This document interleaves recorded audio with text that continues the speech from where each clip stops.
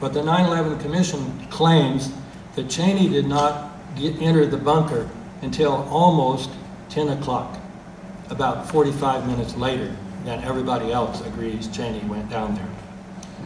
This is important because, according to Mineta, Cheney was there before the Pentagon was attacked and, in fact, had been involved in an ongoing conversation with a young man who would keep coming in the room.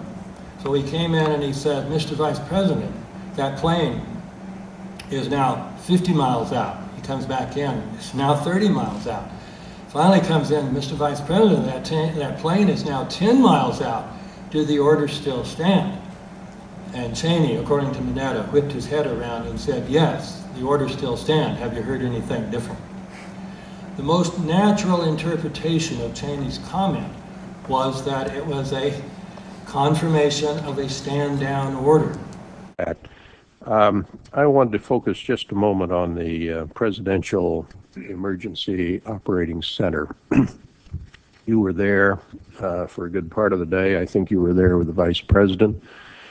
And we had that order given, I think it was by the President, that authorized the shooting down of commercial aircraft that were suspected to be controlled by terrorists. Were you there when that order was given? No, I was not. I was made aware of it during the time that the airplane coming in to the Pentagon. There was a young man who would come in and say to the Vice President, the plane is 50 miles out. The plane is 30 miles out. And when it got down to the plane is 10 miles out, the young man also said to the Vice President, "Do the orders still stand?" And the Vice President turned and whipped his neck around and said, "Of course the orders still stand. Have you heard anything to the contrary?" Well, at the time I didn't know what all that meant. And the flight you're referring to is the flight that came into the Pentagon. Yeah. An order not to shoot the aircraft down. By claiming that Cheney did not even arrive in the bunker until 20 minutes after the Pentagon was struck, the 9/11 Commission denied that this conversation ever happened. The 9/11 Commission also failed to point out a discrepancy regarding General Richard Myers, who on 9/11 was the acting chairman of the Joint Chiefs of Staff, hence the highest-ranking military officer at the Pentagon.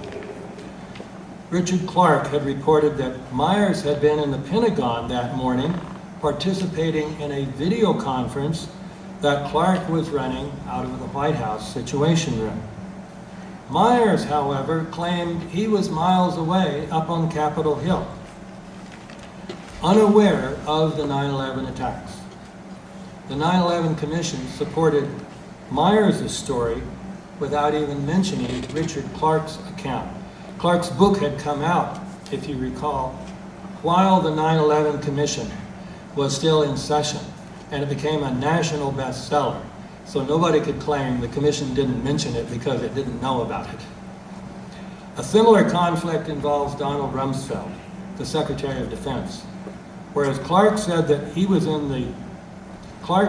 Rumsfeld was in the Pentagon's video center participating in Clark's video conference, Rumsfeld claimed that he was in his office, not really knowing what was going on until much later. The Commission supported Rumsfeld's testimony, again simply ignoring Clark's testimony. Those who harbor them, thank you, good night, and God bless America. At the top of the family's growing list of questions, why had the U.S. military defenses failed to stop any of the 4 hijacked planes? The FAA alerted U.S. air defense units of a possible hijacking at 8:38 Tuesday morning. The last plane was reported to have crashed in Pennsylvania just after 10 a.m. That's almost 2 hours, where planes were flying around the skies of the United States with no military response. Coming across an article in a Canadian paper, The Jersey widows learned it had been a routine for NORAD, the military apparatus in charge of air defense, to scramble fighters to intercept planes during suspected emergencies.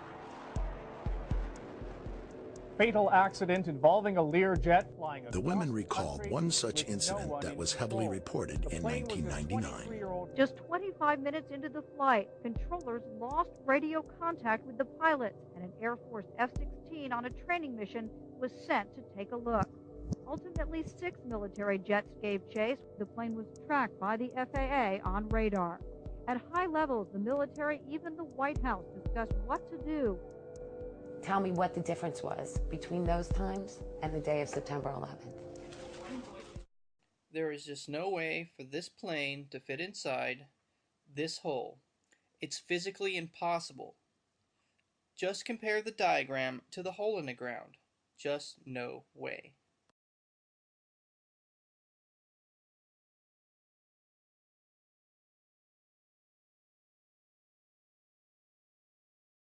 Remember, in the 90s, they spent $100 million investigating Clinton's sexual exploits.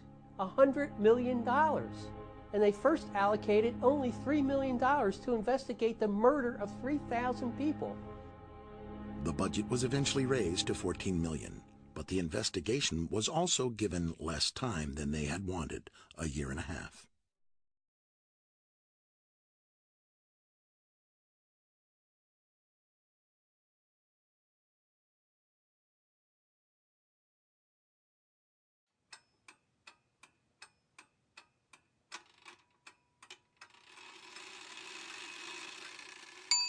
Wake up, America.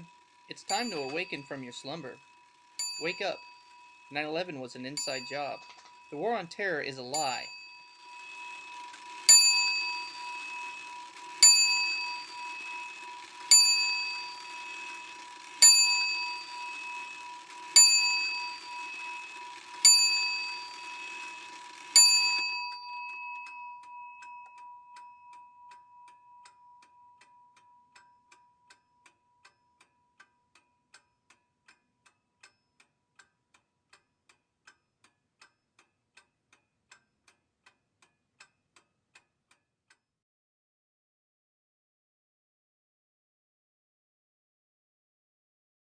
One of my colleagues who is right in the middle of the collapse of those buildings is CNBC's Ron Insana, who went down with a cameraman hoping to get close to the World Trade Center, and then it began to come down. The first one. Ron, take us through what you experienced. Well, Tom, much of the area had been, in fact, cordoned off, and the cameraman from MSNBC and I were trying to get across to the west side of the World Trade Center in order to hook up with the rest of the NBC crews that we knew were there.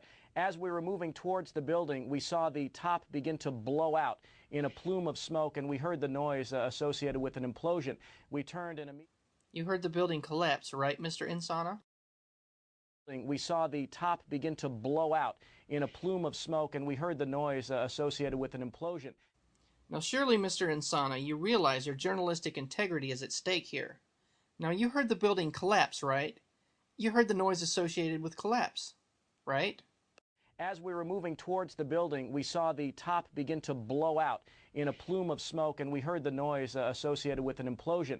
We turned and immediately ran for cover in the other direction as debris began to rain down. Okay, Mr. Insana. So you say you saw the top of the World Trade Center blow out, and you heard the noises associated with an implosion. Well, what else did you see?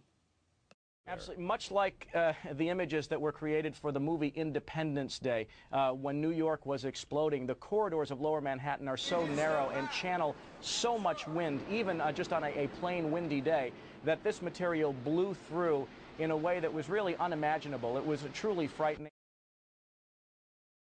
Thank you for your statements, Mr. Insana, and I, for one, appreciate your honesty, candor, and patriotism for bringing this information about 9/11 to light.